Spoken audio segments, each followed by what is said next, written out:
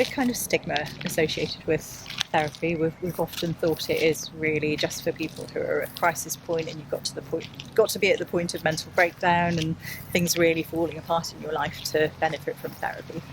I was certainly one of those people that was very much allergic to the idea of therapy. Yeah. I'm fine, I'm coping, I don't need any help here at all. In reality, in the background, I had a lot of anxiety and stress and confidence issues that had never been addressed. Hello and welcome back, everyone. I'm with Abi again for another video, and this one we're going to be talking about therapy, the misconceptions and new ideas. Before we get started, could you give the audience just an overview of your expertise? Sure. So I've been a therapist for about the last 8 years now. I practice something called solution-focused hypnotherapy, which is a very future-facing therapy. It's very much about solving problems and getting to a place we'd like to be, rather than dwelling too much on what has gone before. And also IEMT, which is one of the newer eye movement processing techniques for trauma and emotional stuff. So that's my background and experience. I work with generally driven, ambitious people, people who tend to feel that they're fine until they're not, because I very much resonate with that as part of my own journey. Definitely been there in previous years, and still very ambitious and driven. And I founded the Better Brain company with my partner, Caroline, who's an ex-client of mine, with a bit of a view towards trying to change the face of mental health and wellbeing in the UK, because at the moment there's a huge crisis going on. Yes. I feel that current resources are not always doing the job for people, and we want to shout about different ways of doing things that are really well evidenced, really do make a great difference for a lot of people, and we're keen to get them out there. Good, splendid. So what is the truth about therapy then? I think that the truth about therapy is there are many different therapies that work for different people. And I think very often we have this idea of therapy being about lying on the couch and there's some guy with a beard stroking it and looking at you and asking you to talk all about your childhood, and kind of analysing things. And I think that was the case many years ago, but we've really moved on from that in modern therapy now. There's still, in certain types of therapy, there's some analysis, but there are many different styles, and the therapies I use and many other different models as well are quite solution focused. They're about helping you find answers to your problems, not necessarily about talking for hours, and not necessarily about exploring the past in that really analytical, painful way that we've come to associate with therapy. Yeah. And I think it's really important to find the type of therapy that works for you. So often I have people coming to me saying, I've tried everything, I've tried lots of different therapies, can you help? And they're the people that have really, I guess, persisted on that journey and been absolutely determined to find the thing that will work for them. But I think there are a lot of people out there who maybe have gone through the traditional healthcare referral pathways. They've had a course of therapy through that. Maybe it's not worked so well for them. Yeah. Sometimes it works fantastically well, which is great, but in quite a number of people it doesn't work to the degree that they need it to, or it doesn't prove that effective in the long term. And they feel that maybe then medication is their only option, or they're kind of left thinking, well, what do I do now? Where do I go? I'm hopeless, there's nothing more for me here. Whereas actually there are many tools out there, and even the therapist that you're seeing can make a huge difference. In fact, that's one of the key things, is that you have a really good rapport and relationship with your therapist, and that the research shows is really, really important to the therapeutic process and to actually being able to make beneficial change. So I would say to anybody who's in that boat and has maybe tried therapy, if it's not worked, that doesn't mean it wouldn't work, and it wouldn't mean that therapy wouldn't work for you. It just means you haven't found the right thing or the right person yet. So do persevere and keep looking, because there is very likely to be something out there that will work for you. Right. You talk about the 5 misconceptions. Number 1 being therapy is just for people who are rock bottom. Yeah. What would you say about that? Yeah, I think again in the past there's been a a kind of stigma associated with therapy. We've often thought it is really just for people who are at a crisis point, and you've got to be at the point of mental breakdown and things really falling apart in your life to benefit from therapy. I was certainly one of those people that was very much allergic to the idea of therapy. Yeah. I'm fine, I'm coping, I don't need any help here at all. In reality, in the background, I had a lot of anxiety and stress and confidence issues that had never been addressed. I guess I didn't really even realise that it was an option, because I had that idea that therapy is really just for people who are seriously in the weeds and really struggling in their lives. Yeah. But actually, it can make a huge difference. And I think for people who are just going through the motions day after day and not feeling particularly fulfilled and happy, they often think there's no alternative, whereas actually therapy and mindset and mental health work can make a huge difference, and it really can help you reconnect with your calm and centeredness and just feel like you've got a bit more agency and control in your life again. And that's huge. It makes such a difference. Speaking from personal experience, but seeing it in my clients as well. So it really isn't just a rock bottom thing, and actually I'd much prefer that people came along earlier before they get to rock bottom, because then it's much easier for them to do that work that's going to get them to a happier place fairly quickly. So. Yep. And misconception number 2 is therapy is just about people talking about their feelings. Yeah, I think, as we touched on earlier, there are methods nowadays where you really have to do very little talking at all. Lots of the kind of traditional referral pathway therapies are talk-based therapies, and we'll spend a lot of time discussing what's gone on and why and where the causes of that might be. But actually there are methods of getting to the root cause of things and processing that emotional stuff that's gone before and that's holding you back now, without ever really talking in significant detail about the problems that have brought you there in the first place. So things like eye movement processing techniques, EMDR, IEMT is one that I use. Right. Things like solution-focused work, solution-focused brief therapy and hypnotherapy. They are lovely for just constructing a nice framework that helps people move forward, rather than saying, well, let's really talk about that problem and analyse it from every angle. Because in a way, the more that we're focused on the problem and dissecting it, the more we're reinforcing to our brain that this problem is a big problem, that it exists. So it can, in some people, be counterproductive to keep looking at things from that angle, and they'd much rather have a positive pathway forward. And when our brain's got that sense of agency and control and forward motion, it's very good at dealing with the stuff in the background and what's gone before, and updating the software as we go. So it can be just a really nice way to do it without talking endlessly about those problems and things that have happened. Yes. And misconception 3, a therapy didn't work in the past, so it's not going to work now.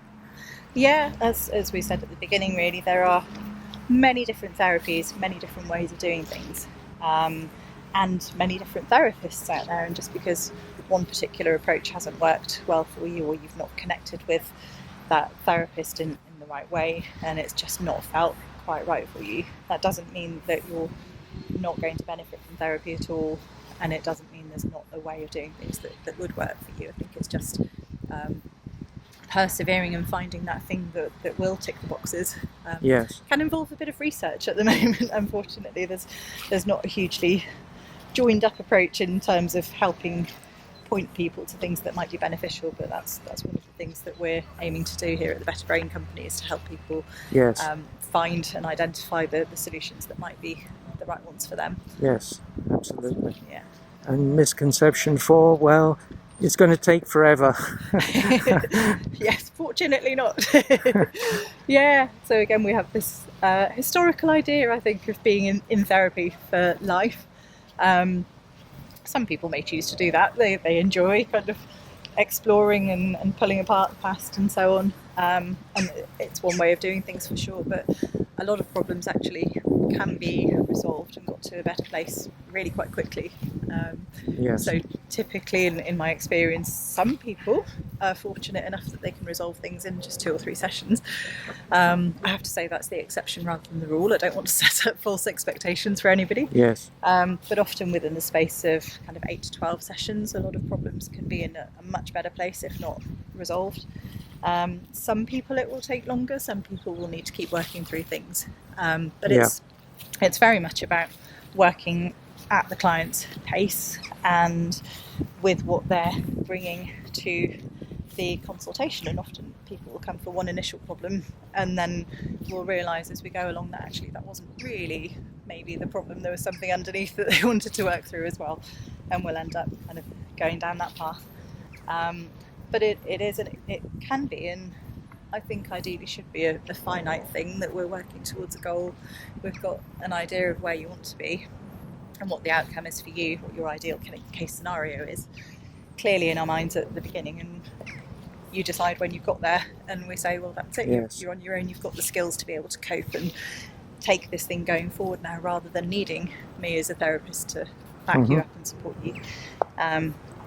That's not to say it isn't a good thing to check in with our minds and mental well-being from time to time, and I think in many ways I'd like to see mental work becoming as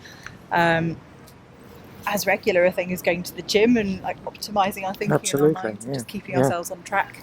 But we don't want that to be in a dependent way where people are feeling like they have to be in therapy to be just coping with life. I really love the idea of empowering people with their own tools so that they can cope, but they know they can just get something a little bit better. Yeah. Yeah. And finally, misconception 5. Well, I'm in therapy, so I must have failed. Yeah, absolutely not. Absolutely not. We live in, rather stressful times, don't we? There's a lot going on in the world. And the truth is our brains are essentially not the right software to deal with the amount of stuff that we have to deal with nowadays. We've got so much, I think, in terms of global and political and collective change going on. There's a lot of anxiety associated with that. We pick up emotions, we pick up anxiety from other people and from the people in society around us. So, as I say, collective anxiety is a big thing at the moment. And it's just to do with how our brains process all of that stuff. And it's not that we are stronger than somebody else or weaker than somebody else. It's just what our capacity is. And our brains very often are just at capacity dealing with the day-to-day stuff nowadays. You know, constant text messages, WhatsApps popping up here and there, social media. It can feel quite positive. It can feel like we're being very proactive and managing our lives really well, but all of these things are requiring our brains to work quite hard, and that in itself is stressful, and it fills what we might call our emotional bucket of stress. It can kind of really quite quickly build up to a place where it just feels like there's so much going on that we can't process it, and sometimes our brain can get rather stuck in that cycle, addicted to that cycle, sometimes because we're so focused on trying to problem solve, we can't kind of break out of the loop enough to just get a bit of headspace and find a way forward. And therapy can be fantastic for just allowing that space and that processing and helping you see things in a different way, so that you can start to find a way to cope better with all the stuff that's going on. So it's not that we can just decide to down tools and go and live in the woods very easily, but we can often change our responses to things in our environment and deal with things in a way that just helps us cope with them more easily.